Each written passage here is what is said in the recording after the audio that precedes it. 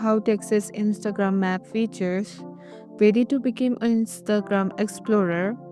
Let's do it in real time. Open Instagram right now and tap the search icon at the bottom, that little magnifying glass. Now tap inside the search bar at the top, type in the place you want to visit, see the tab called Place. There should be a tiny map pin icon, hit that, and boom, you are in the Instagram map features. Zoom in your city using two fingers. Now zoom out like you are going on a vacation.